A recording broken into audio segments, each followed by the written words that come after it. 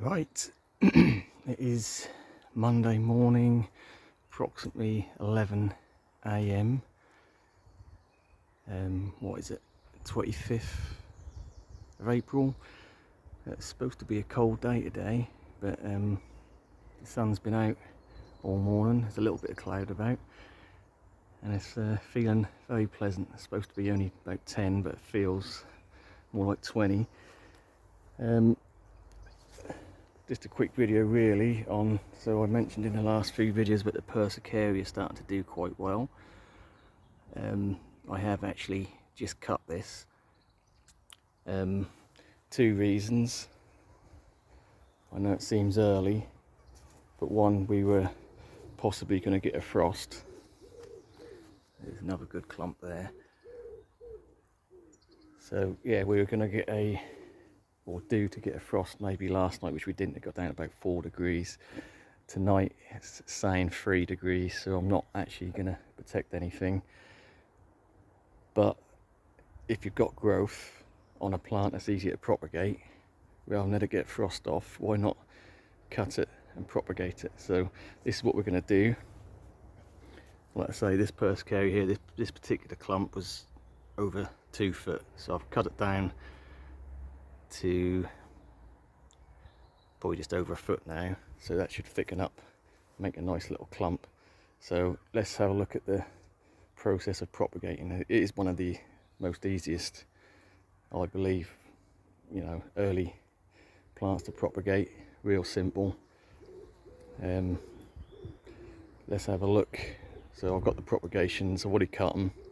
They're in the polytunnel, so we'll take you over there and we'll look at the cuttings and see how I'm doing it. Like I say, it's t-shirt weather, warm, not hardly any wind. Right, let's have a look at the polytunnel and have a look at these propagations.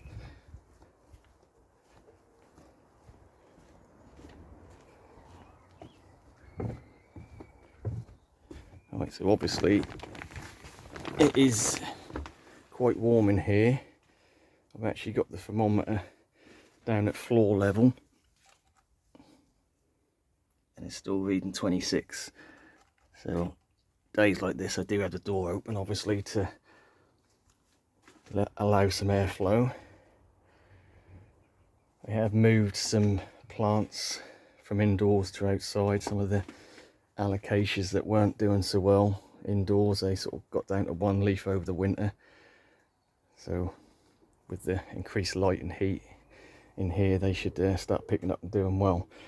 Anyway, so let's get on at the propagations. All the cannas are doing quite well.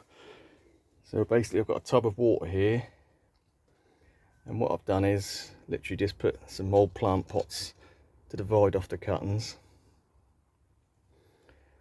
So we know it's going to be a hot and humid environment in the polytunnel, so I'm not worried about sort of transpiration too much. But obviously I cut these Persicaria straight into water. These are just literally top cuttings. I mean, you can do sort of mid cuttings as well, but I just stuck to the top cuttings. So what we've got is about that length, so about 6 inches. And we've cut it at a node and just took off them bottom 2 leaves, just left the 2 leaves at the top. And like I say, I've done this with all the top cuttings, and yeah, so they're in a tub of water in pots, so we can keep an eye on the root development. I can just lift them out rather than them just flop down and go everywhere. That's the way I've decided to do it. So we've got quite a few cuttings there. Literally just done these this morning. Ignore the fingernails, yes they are dirty, I've been digging about in the garden. So these Persicaria, this is a red dragon, but I work with any Persicaria or a lot of the new growth on the fresh plants. That's not rocket science, it's basic propagation. But for people who maybe haven't tried it, and you've got a clump of Persicaria and you want some more, it's a real quick and easy way to build up a good plant stock.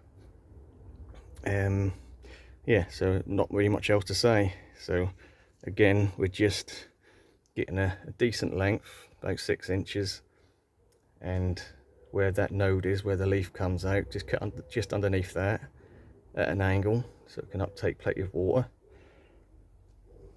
And yeah, as soon as you cut it, get it in the water, take off any lower leaves, just leave the top couple.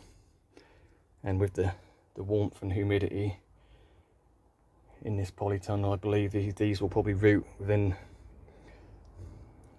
days, maximum a week, and we'll have some root growth.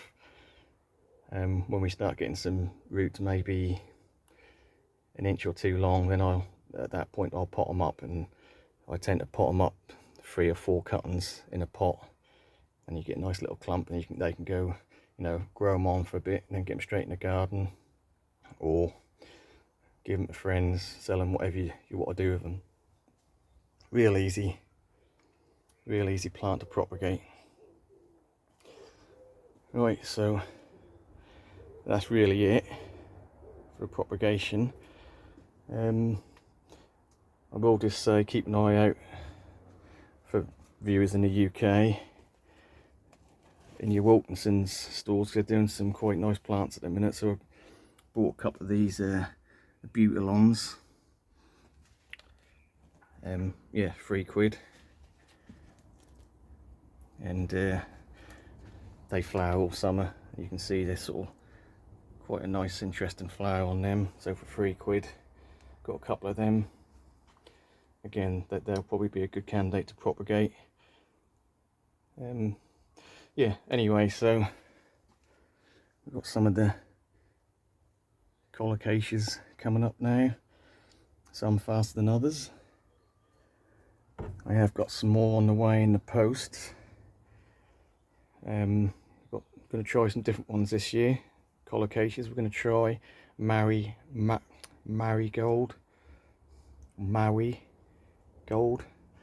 and I'm going to try the white lava again. I tried one last year and it didn't do much, so we're going to give that another go. Only little plug plants. Right, I think we'll leave it there. Like I say, if you're going to get a frost tonight and you've got some new growth on a plant that's worth propagating, in good time, cut it, get it indoors on the windowsill in a jar of water, whatever, and yeah, come a month or two, you got some more plants for the garden. Right, we'll leave it there.